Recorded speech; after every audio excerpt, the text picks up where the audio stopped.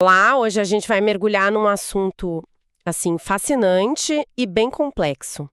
Os transtornos do pensamento. Como é que a nossa mente organiza ou às vezes desorganiza, né, as ideias e as palavras, com base no material que a gente analisou que explora conceitos da psiquiatria. Nossa conversa hoje é para entender melhor essas formas de pensar e o que é crucial, como se chega a um diagnóstico cuidadoso. Pensem só como a comunicação pode ficar difícil quando as ideias não se conectam do jeito que a gente espera, né? Ok, vamos tentar desmembrar isso. Basicamente, o material aponta duas grandes áreas onde o pensamento pode parecer desordenado: o conteúdo e o processo. Exato.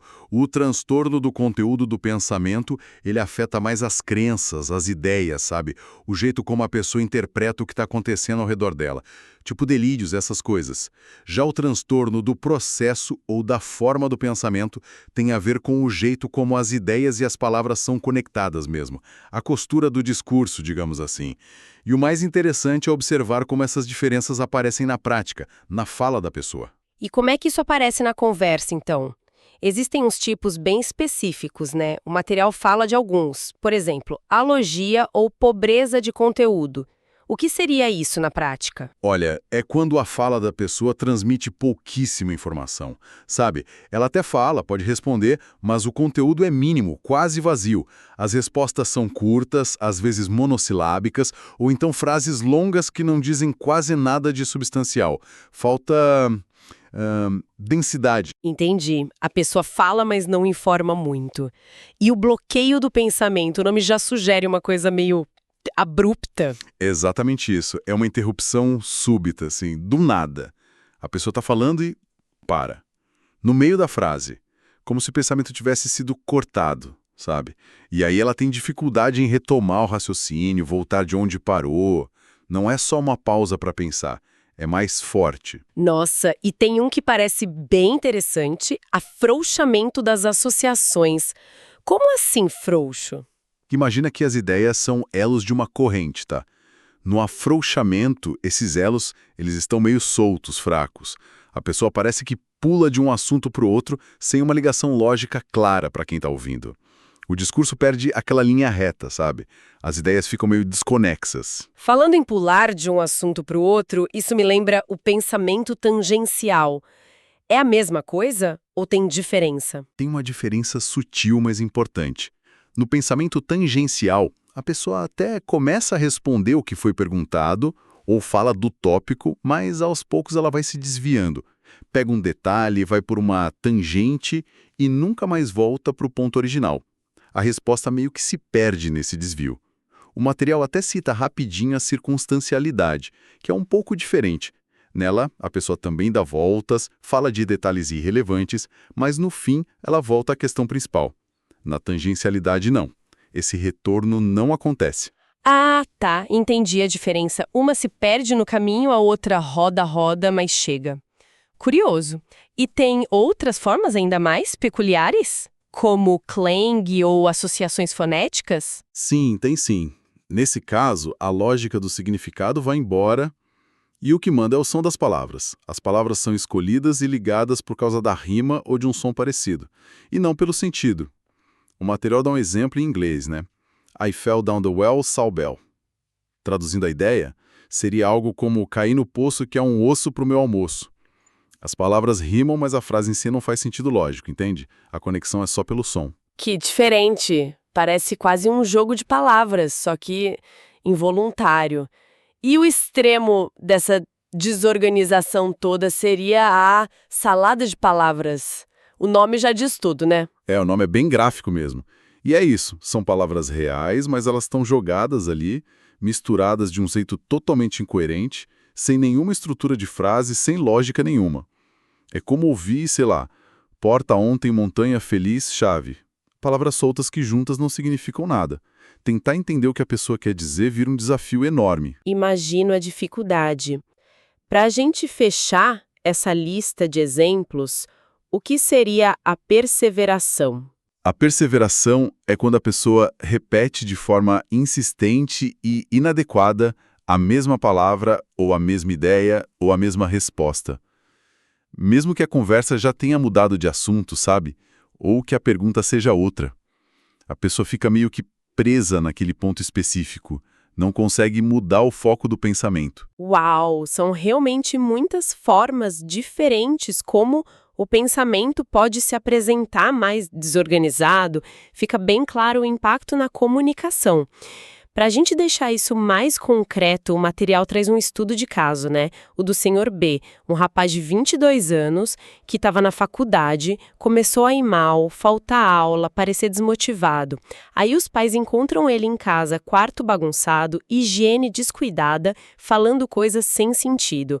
A única coisa que eles conseguem entender direito é: meu professor quer me matar. E aí, diante de um quadro assim, com essa fala estranha, essa ideia de perseguição, como é que se começa a entender o que está acontecendo? Olha, o caso do Senhor B é um exemplo perfeito dessa complexidade toda que a gente está falando. A gente tem aí um jovem com uma queda bem clara no funcionamento geral dele nos estudos, no social, no autocuidado. Tem também um discurso desorganizado que pode ter elementos de afrouxamento, talvez tangencialidade, ou até algo mais grave como uma salada de palavras. E, para completar, um conteúdo de pensamento alterado, né? Essa ideia persecutória bem definida. A primeira coisa que um quadro assim acende é um alerta para a necessidade de um diagnóstico diferencial muito, muito amplo. Diagnóstico diferencial. Quer dizer, pensar em todas as possibilidades que podem explicar esses sintomas, certo? Exatamente. E aí entra o ponto que é talvez o mais importante de tudo, e que o material reforça bastante. Antes mesmo de pular para as hipóteses de transtornos psiquiátricos primários, a prioridade absoluta número 1 é investigar e descartar causas médicas gerais e o uso ou abstinência de substâncias. Essa ordem, essa hierarquia é fundamental. Mas por que essa ordem é tão crucial? Se os sintomas parecem tão da cabeça, digamos assim, por que não ir direto para as causas psiquiátricas? Por uma razão muito simples e muito importante. Um número enorme de condições médicas e também os efeitos de várias substâncias podem imitar direitinho um quadro psiquiátrico, inclusive a psicose, como parece ser o caso do Sr. B. E a diferença-chave é que muitas dessas causas médicas ou ligadas a substâncias são tratáveis diretamente. E em muitos casos, os sintomas psiquiátricos são reversíveis se você tratar a causa de base. Ignorar isso seria um erro grave. Seria como tratar a febre sem procurar infecção, entende? A gente poderia acabar rotulando o Sr. B com uma condição psiquiátrica para a vida toda, quando na verdade ele poderia ter, sei lá, uma infecção, um problema na tireoide, uma intoxicação, que se fosse tratada, resolveria tudo. A segurança do paciente e a chance de reverter o quadro exigem essa abordagem. Primeiro o corpo, as substâncias, depois a mente, digamos assim. Ok, agora faz todo sentido. É buscar primeiro aquilo que pode ter uma solução mais direta, né? Que pode ser revertido. Mas vamos supor que fizeram toda a investigação médica, exames de sangue, imagens, exames toxicológicos e não encontraram nada, nenhuma causa física ou de substância. Quais seriam, então, as possibilidades psiquiátricas para o quadro do Sr. B? Certo. Nesse cenário, aí sim a gente entra no campo das hipóteses psiquiátricas primárias. E ainda assim a lista é grande. O material que a gente viu menciona algumas possibilidades. Poderia ser um transtorno psicótico breve, se os sintomas forem bem recentes, tipo menos de um mês. Poderia ser um transtorno esquizofreniforme, que tem sintomas parecidos com a esquizofrenia, mas dura ali entre 1 e 6 meses só. Poderia ser a própria esquizofrenia, se os sintomas já duram mais de 6 meses e têm um impacto claro na vida da pessoa. Ou um transtorno esquizoafetivo, que é uma mistura de sintomas psicóticos com alterações importantes de humor, tipo depressão grave ou mania. Também um transtorno de humor, depressão maior ou bipolar que esteja cursando com sintomas psicóticos. E até um transtorno de personalidade, esquizotípica, que pode ter uns sintomas psicóticos mais leves ou que vão e voltam. Veja bem, a gente só chega nessas hipóteses depois de ter excluído com segurança as outras causas. É um processo. Entendi. E voltando um passo, nessas causas não psiquiátricas que precisam ser investigadas primeiro, que tipo de condições médicas podem dar sintomas parecidos com os do Sr. B? A lista parecia enorme. para a gente ter uma ideia, podemos agrupar em algumas categorias, né? Primeiro tem o delirium, que não é uma doença em si, mas um estado de confusão mental aguda, uma emergência médica mesmo. Muitas vezes vem com alucinações, delírios, e o delírio pode ser causado por um monte de coisa. Infecções tipo urinária ou pneumonia, desidratação, problemas nos eletrólitos do sangue, falta de oxigênio, açúcar baixo ou alto, abstinência de álcool ou drogas, efeito de remédio, nossa, muita coisa. Depois, tem os problemas endócrinos. Hormônios desregulados mexem muito com o cérebro, né? Doenças da tireoide, tanto hiper quanto hipotireoidismo, problemas da paratireoide, nas glândulas suprarrenais, tipo a doença de Cushing, tudo isso pode dar sintoma psiquiátrico. Disfunções de órgãos importantes também. Quando o fígado não funciona bem na encefalopatia hepática ou os rins na encefalopatia urêmica, o cérebro sofre e a pessoa pode ficar confusa, psicótica. Doenças infecciosas que atacam o sistema nervoso. Coisas como sífilis no cérebro, neurosífilis, encefalite por herpes, doença de Lyme, até o HIV podem começar com sintomas assim. Doenças priônicas também, embora raras, doenças inflamatórias e autoimunes. Aqui o próprio sistema de defesa da pessoa ataca o cérebro. Lúpus pode fazer isso, esclerose múltipla, e uma que tem ganhado destaque, especialmente em jovens com psicose de início rápido, é a encefalite por anticorpos antirreceptor NMDA. Distúrbios metabólicos, alguns genéticos, outros adquiridos, como porfíria, doença de Wilson, que é acúmulo de cobre, doenças neurodegenerativas, mais comuns idosos, claro, mas algumas podem começar mais cedo. Demência por corpos de Lewy, doença de Huntington, Parkinson, Alzheimer. Outras coisas neurológicas, tumor cerebral, epilepsia, especialmente a do lobo temporal, sequelas de AVC, traumatismo na cabeça. E olha, não pode esquecer das deficiências vitamínicas. Falta de vitamina B12, por exemplo, é um clássico que pode dar sintomas neuropsiquiátricos bem sérios. Percebe a quantidade de coisas? Vai de uma infecção simples até uma doença autoimune super complexa. Isso só reforça porque não dá para pular etapas. Precisa de exame de sangue, exame de imagem, uma boa conversa, um bom exame físico, antes de dizer que é só psiquiátrico, principalmente num primeiro episódio. E se preparar para lidar com toda essa complexidade é fundamental para quem está na área da saúde, né?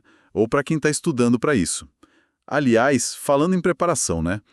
Para quem é estudante e está nessa jornada, precisando dominar esses diagnósticos, essas diferenças todas, uma ferramenta que ajuda muito pode fazer a diferença. Se você é estudante e quer se preparar de verdade, entre agora em medicube.com.br, baixa o app e aproveita o maior banco de questões do Brasil com provas anteriores de todas as instituições, questões comentadas por especialistas que, olha, ajudam demais a entender esse raciocínio clínico, resumos práticos para focar no que importa, aulas completas e flashcards prontinhos para revisar onde quiser.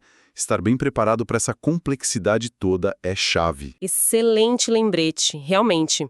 Ter as ferramentas certas para estudar, para revisar, como um bom banco de questões, ajuda muito a fixar essa complexidade toda. Mas voltando aqui para o nosso fio da meada, a grande mensagem que fica dessa análise toda é essa necessidade crítica da abordagem em camadas, né? Investigar primeiro e de forma sistemática para excluir causas médicas, causas de substâncias, antes de fechar um diagnóstico psiquiátrico primário para sintomas como os do Sr. B. Precisamente. É uma questão de método, de segurança para o paciente e de oferecer um melhor cuidado possível. Essa abordagem que considera tudo o médico, o neurológico, o toxicológico, infeccioso, metabólico é a base de uma boa prática quando a gente encontra esses quadros complexos. Então, para a gente recapitular a nossa conversa de hoje, a gente viu que o pensamento pode se desorganizar de jeitos bem particulares, pode afetar o conteúdo, mas a gente focou mais no processo, né? Na forma como as ideias se ligam. A gente falou de exemplos como a tangencialidade, onde o discurso se perde, das associações pelo som, que ignoram o sentido, e daquela desorganização extrema que é a salada de palavras. E a gente bateu muito na tecla da regra de ouro no diagnóstico diferencial da psicose. Primeiro, investigar a fundo as causas médicas e toxicológicas. Isso mesmo. O caso do Sr. B foi um ótimo exemplo para ilustrar isso. Os sintomas que a gente vê são só a pontinha do iceberg, né? É preciso ter um olhar muito amplo que junte as peças. Clínica geral, neurologia, toxicologia. Só depois a gente chega na psiquiatria com mais segurança. A pressa, nesses casos, pode ser bem perigosa. E sabe, toda essa conversa sobre como os sintomas se misturam, como um problema na tireoide ou falta de vitamina, pode parecer uma coisa puramente mental, isso deixa a gente com uma pulga atrás da orelha, né? Uma provocação final. Será que essa linha que a gente traça entre o que é médico e o que é psiquiátrico é tão clara assim? Tão definida? Ou será que em muitos casos são só manifestações diferentes de uma mesma base biológica, sabe? Onde o corpo e a mente estão ali, super conectados, um influenciando o outro o tempo todo. Fica aí a reflexão. E com essa pergunta no ar, a gente encerra a nossa análise de hoje sobre os transtornos do pensamento e essa arte complexa do diagnóstico diferencial. Muito obrigada pela conversa. Eu que agradeço. Foi ótimo discutir esse tema. Até a próxima!